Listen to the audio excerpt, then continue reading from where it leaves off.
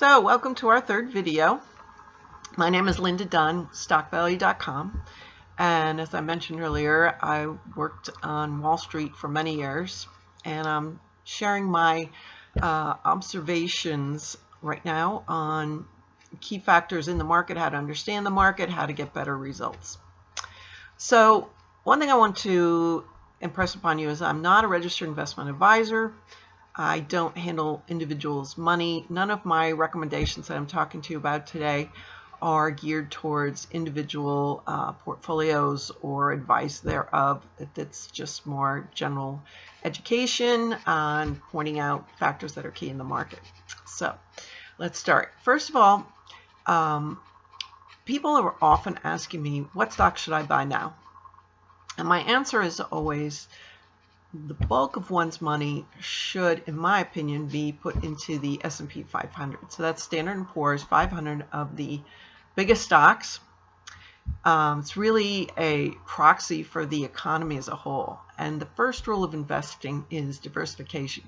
So this is very key. It gives you a broad range of reach across all different kinds, obviously transportation, consumer-related, energy-related, finance, stocks, insurance, consumer-related stocks. It's in there.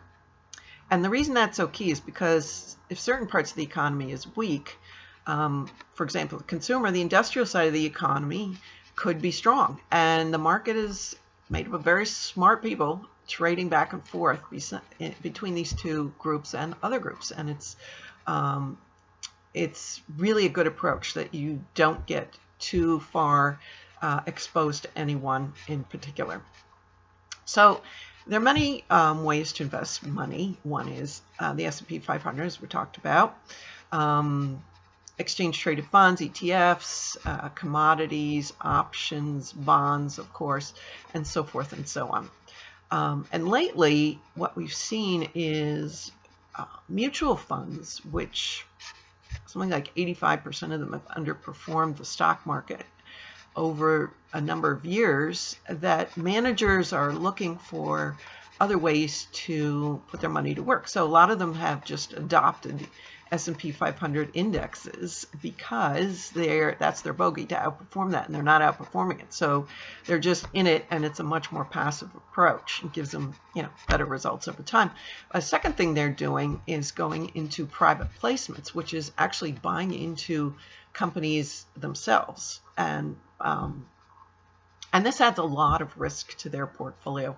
And what we've been reading recently is there aren't as many opportunities to do this as there were in recent years, because this has become a much wider, widespread approach. So the risk here is that these are riskier investments and not returning as attractive returns as we've seen before.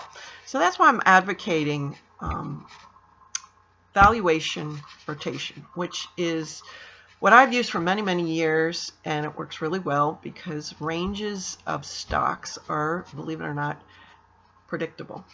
And the spreads between the high and lows can range between 15, 20, 30% every single year. So you're not taxed with the job to find the next Tesla every year, which doesn't happen anyway. So there you go.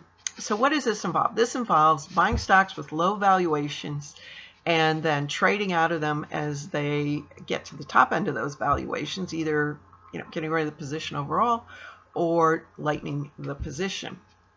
So what are some keys with this?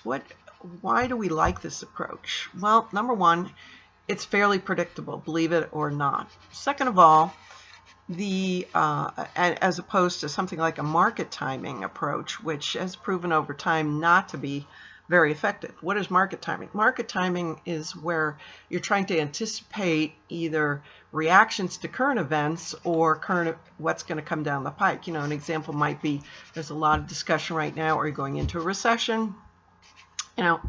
People point to the fact that interest rates are quite high, inflation's quite high, the consumer is getting more and more stretched, people are being laid off. You see that every day in tech companies and some other companies. So is there an argument for that? Yes, there is. Do we know that it's going to happen? No, we don't. So to make big bets on those sort of judgments has proven to be a less than a good approach over time. So number one, it lowers overall portfolio risk. And number two, it's quite predictable. And number three, it gives us really good returns over time. So this is why I'm advocating it. Let me just give you an example of how this can be used. So I think I mentioned I was following transportation stocks among other stocks along the way.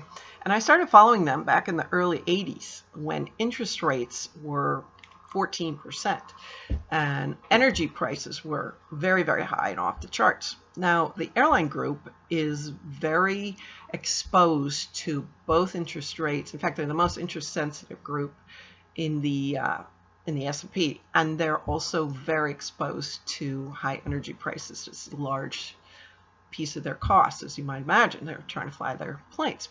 So when I was working for Manufacturers Hanover, which some of you may remember, a big money center bank, I spoke to my portfolio managers and I said, these stocks are very cheap. Yes, the environment is not great, but when things turn around in the environment, as they will, it's going to be very hard to buy positions into these stocks. And because portfolio managers of large pension funds have to buy hundreds of millions, put hundreds of millions of dollars to work, and they do this over a period of numerous months. So it's not something where you can have the advantage of just waiting till things get better and then jumping in, because you'll miss the whole move. So in fact, that's what we did. We bought very sizable positions in several airlines because I said to them they're not going to get cheaper on their annual ranges of price to book value, shareholders' equity. They're at the bottom. So what happened over time was things did turn around, and these stocks went up 50% that year.